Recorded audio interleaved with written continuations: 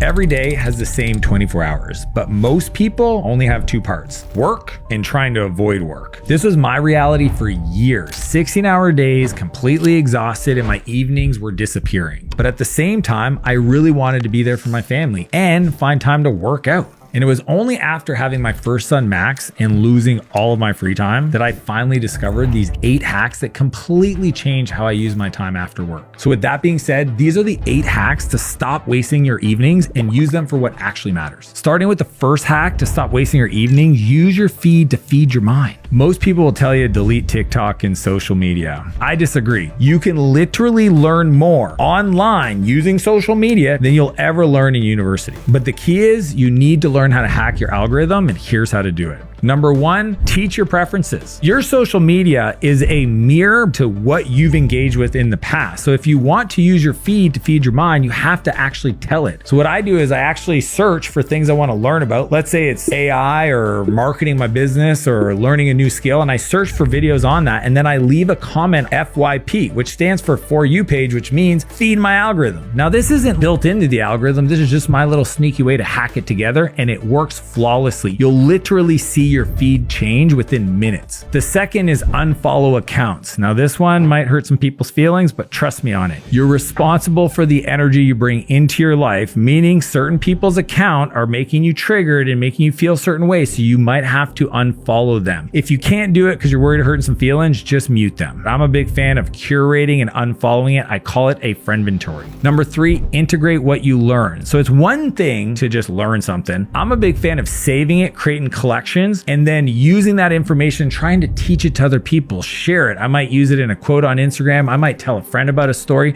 I might refer it to somebody on my team or a friend of mine. The more you integrate what you're learning into the people around you, the easier it is for it to come back to help your mind. While most productivity nerds out there will tell you, get off your phone and delete the app, I'm telling you, use it. You just got to do it this way so it actually makes you better. Which brings us to hack number 2 of getting back your evenings: forget work-life balance. Here's the reality. I work 7 days a week, evenings included. Most people that see me think I have this very balanced life, and the truth is my life is 24/7 creation. I don't have work-life balance, I have work-life integration. I just happen to be in business with the same people I go mountain biking with. I don't separate anything. It's funny because my dad used to say, if you love the work you do, you'll never work a day in your life. I just didn't think he thought that I would take it to this level. So here's how I integrate my life to not waste my evenings, to push my life forward. Every evening is used to be proactive to do something. Tuesday is date night with my wife. Mountain biking is Wednesday. It's all integrated. It's just doing the thing that I know is going to support my dreams. See, there is work that you can do even when your brain is fried and you're tired. So for example, if I'm not feeling like doing anything creative anymore, going to a founder's dinner or getting a group of friends to go mountain biking will reset my energy and allow me to have these conversations on the uphill that might move my business forward. The way I prioritize those kind of activities is using the Eisenhower matrix, where you have one axis that is importance, the other one is urgency. And what you want to do is use your evenings to do things that are important but not urgent: strategy, ideation, reviewing data, and relationship building. Which brings us to hack number 3, schedule family time. See, most people spend time with their family or their friends, but they're like half there. Their brains are fried and they're not present. Here's what I recommend instead is block that time out. I've always found it interesting that the people you love the most usually get your leftovers. And the reason why is you just don't prioritize your energy throughout the week, especially your evenings. I remember being at an event and hearing Ryan Holiday share this quote. He said, there are people with kids and then there are parents. I think parents are intentional about what they want to do and teach their kids, whereas there's people with kids that literally just make sure that they're fed and that's about it. So here are 3 ways to be present with your kids or your friends. Number 1 is weekly date nights or weekly nights. It doesn't matter if you're single and you want to see your friends or go on dates, but you need to prioritize it. I learned a long time ago, if my wife and I are good, the kids are good. If mom and dad aren't good, the kids want one thing: mom and dad to be good. So you got to make it a priority. Number 2 is plan the activity. Most people will just sit at home and be like, let's watch a show together. And they just lay around on the couch and they consider that spending quality time together. I think you should date your partner. I think you should get out of your home and you should go do things that both are interesting to you and that maybe you haven't done before. Because if it's the same old,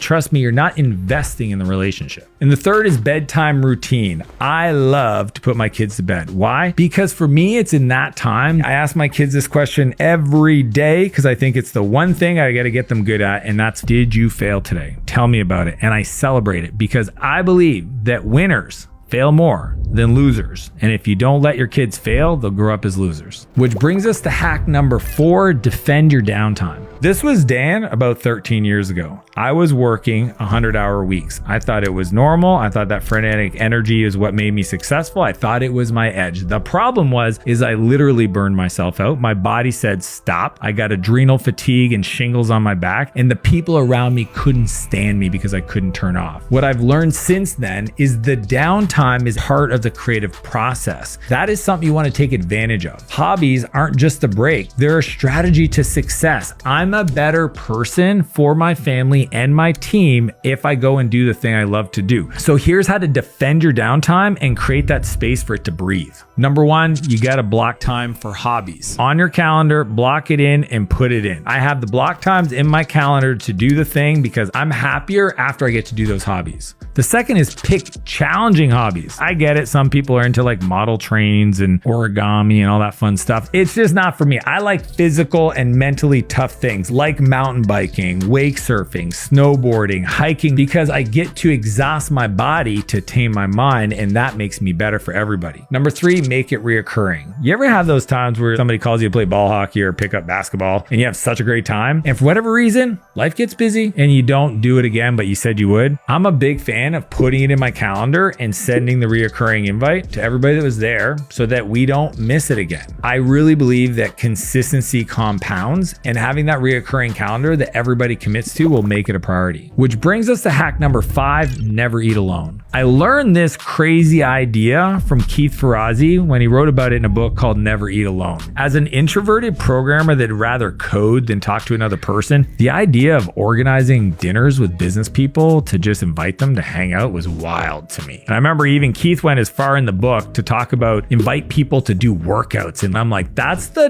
dumbest thing ever. Nobody would ever do that. However, today, if I've never met you, there's no way we're connecting without first doing something hard physically. Usually the founder's hike, because it's just such a beautiful way to go do something that benefits both people and create the space for you to have really great conversations. The meal or founder's dinner takes it to another level. And the cool part is you can invite a lot of people, because the more hands you shake, the more money you make. So one of my favorite ways to do this is if you're going to an event and you don't know anybody, just book a restaurant the night of the event. And then as you meet people throughout the day, just be like, hey, do you got dinner plans? No? Do you want to come to dinner? I've invited a few other people. Then you become the person that brings them together. See, one of the things you'll learn if you study relationships and networking is that loose ties lead to the biggest opportunities. The people you know well already know you and what's available in the world. They're not going to bring you new stuff, but it's the people you just met or haven't seen in a while that will bring you the biggest opportunities to make you money. So I always curate the connections, make sure I invite the right people to the meal, and I introduce everybody to each other. They think that I'm the person that knows everybody really well. They don't realize that I just met them that day. Which brings us to hack number 6, avoid the dragon, don't try to slay it. So the other day I was talking to my buddy who's trying to lose some weight, and he was all frustrated and pissed off because he said his family wouldn't allow him to get rid of the snacks in his house. So he's always catching himself snacking late at night. And I just said to him, they might not let you throw them in the garbage, just remove them from the pantry that you go in 17 times a day. Your environment will always win over your willpower. So here's how you set yourself up to win. Junk food issues,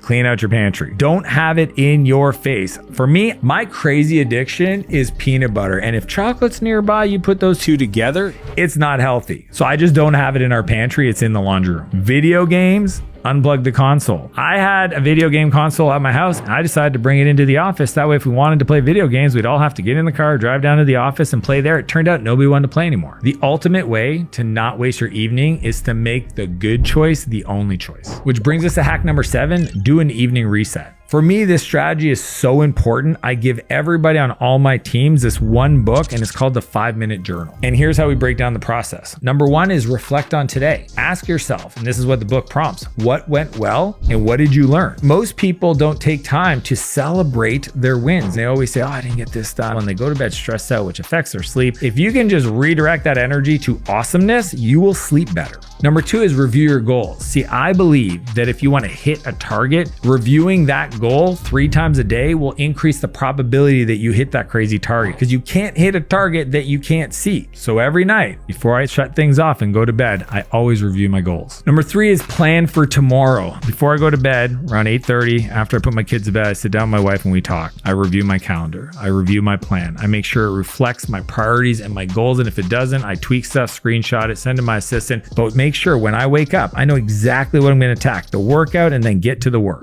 Which brings us to hack number 8 of not wasting your evening. Set a bedtime alarm. A few months ago, I had one of my private clients in town and he mentioned he had his wife. So I said, hey, why don't you guys come over for dinner? And we're in the living room and she starts telling me about how they met. And then she happens to mention that her husband has this bad habit. He literally sets 7 different morning alarms that he uses to snooze to. And it occurred to me that this guy thinks it's normal to wake up and just snooze. That is a big no-no. If you have a hard time waking up on time, then you have to set a nighttime alarm to go to bed. See, your energy today is from decisions you made before. Your choices now determine your energy later. Here's the reality. People see me post at 4 a.m. on Instagram, and most of the time I get up really early, but I get up without an alarm. And when people are surprised by that, I just tell them, oh, it's not that impressive. I just go to bed at 9. I literally have an alarm to tell me go to bed. It's funny because everybody talks about the morning routine, and I understand how important it is to have a process for getting into the creative work and really planning your day. But the end of the day is where we kind of button things up and create this framework for the following day. So in many ways, I think about it as a slingshot to your growth. Most people can stay focused and they have a lot of discipline during the day, but evenings are where the winners are made. If you make these small changes, you'll be unstoppable. So if you want to learn the 13 hacks to be 99% more disciplined, click here and I'll see you on the other side.